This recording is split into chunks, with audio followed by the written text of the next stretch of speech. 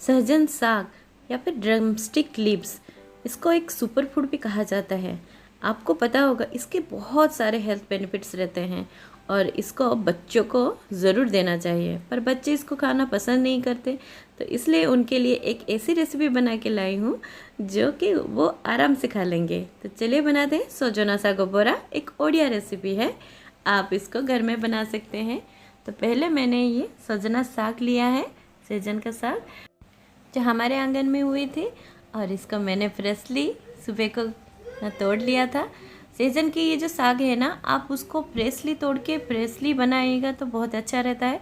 ये अगर आपने तोड़ के फिर रख दिए ना, तो इसके जो पत्ते हैं ना, ये झड़ जाते हैं, इतने नाजुक होते हैं कि ये पेड़ से तोड़ने के बाद टूटने लगते हैं। तो फिर आप जितनी जल्दी हो सके आप इसको बना लीजिएगा, और ये मुरझा जाते हैं।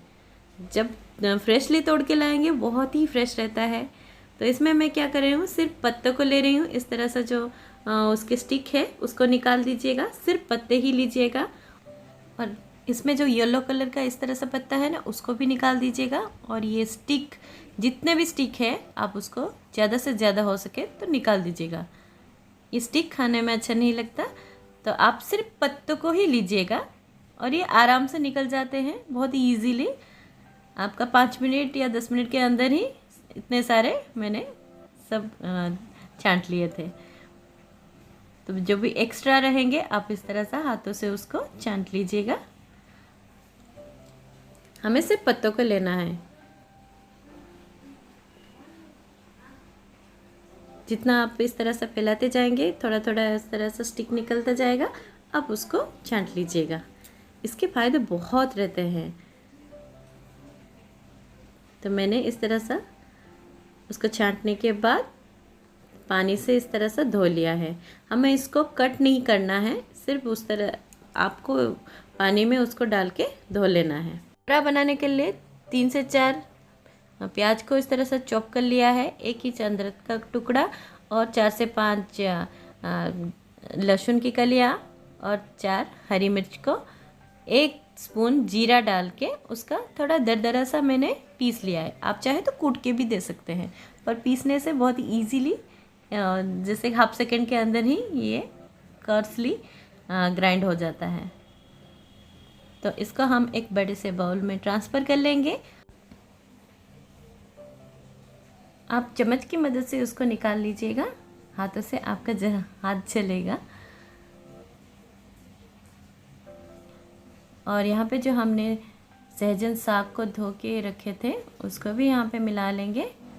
पानी अच्छी तरह से निकलने के बाद आप यहाँ पे डालिएगा,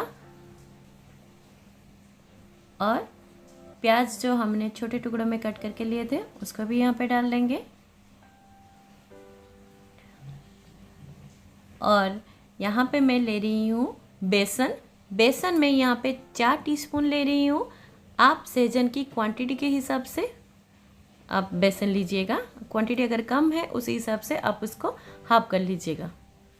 और बेसन के साथ मैं यहाँ पे 2 टीस्पून चावल का आटा ले रही हूँ।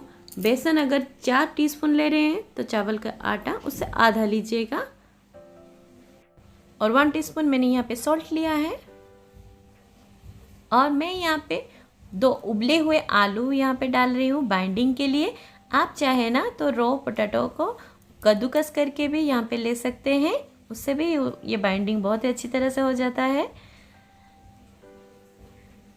तो सहजन की जो साग है वो अच्छी तरह से बाइंड नहीं होते हैं, इसीलिए आप उसको इस तरह से आलू या फिर बेसन उससे ही बाइंड कीजिएगा, वो अच्छा बनता है। तो इसको अच्छी तरह से मसल के आपको एक डो बनाना है। जैसे आटे का डो बनाते हैं उसी तरह से आप उसको एक डो शेप में बनाइएगा। अगर आपको यहाँ पे थोड़ा कम बेसन लगे या फिर चावल के आटा कम लगे, आप एक्स्ट्रा भी ऐड कर सकते हैं। जब हाथ में पकड़े और बड़ा शेप दे, तब जब बड़ा बन जाए तो आपका ये डो अच्छी तरह से बन चुका है। थोड़ा थोड़ा करके आप उस पर पानी डालते जाइएगा, और इस तरह से हाथों से एक गोल लेके बड़ा के शेप में देखिएगा कि आपका बड़ा बन रहा है या नहीं।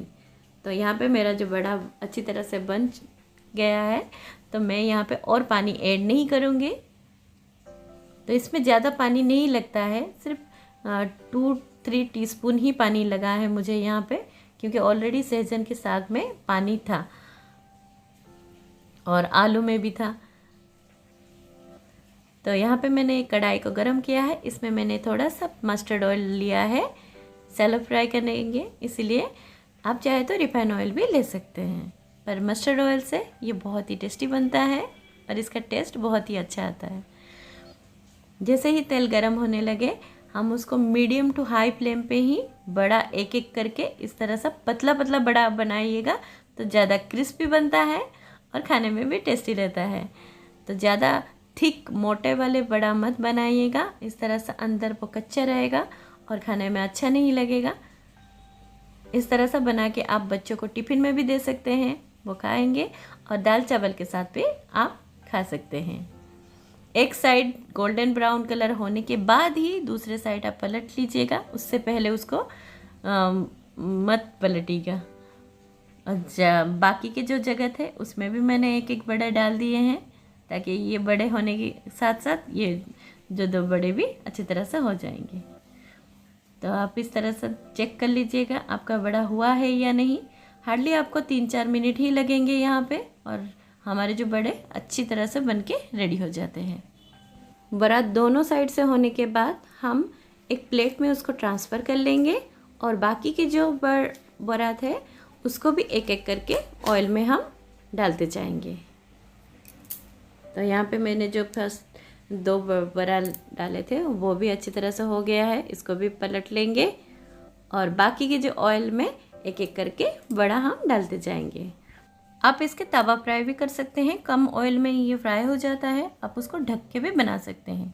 तो इसी तरह से हम बाकी के ऑयल में जो रिमेनिंग बड़ा है उसको एक एक करके फ्राई करते जाएंगे और उसको ब्राउन होने के बाद पलटते जाएंगे। तो हमारा जो बड़ा बनके रेडी हो जाता है, क्रिस्पी बड़ा और हेल्दी बड़ा।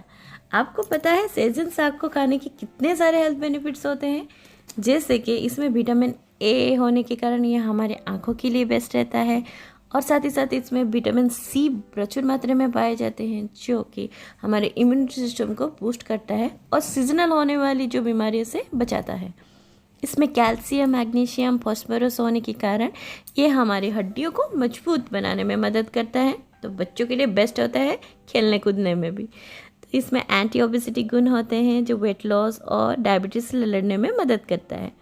सहजन पत्तियों को अगर आप रोज़ खाते हैं तो ये स्किन को हेल्दी रखने में मदद करता है और ड्राइनेस, झुर्रियाँ जो प्रॉब्लम्स होते हैं उससे लड़ने में भी ये मदद करता है। एंटीऑक्सीडेंट से भरपूर होते हैं जो हेल्थ को हानिकारक फ्री रेडिकल से बचाता है और जो कैंसर के खतरों को कम करता है। और ये अस्थमा, थायराइड, डिप्रेशन, ऐसे बहुत सारे जो बीमारियां रहते हैं ना उसको सुधारने में भी मदद करता है। जिन लोगों को पथरी, एसिडिटी और सूजन रहती है ना उनके लिए ये बेस्ट फूड है। सहजन की पत्तियों को अपनी डाइट में ज़रूर शामिल करें और इसके होने वाले सारे फ़ायदे आप लाभ उठाएं और बड़ा होने के बाद आप उसको केचप के साथ सर्व कीजिएगा, या तो फिर चटनी के साथ, या तो फिर आप ना दाल चावल के साथ भी उसको खा सकते हैं और ये बहुत ही टेस्टी लगता है।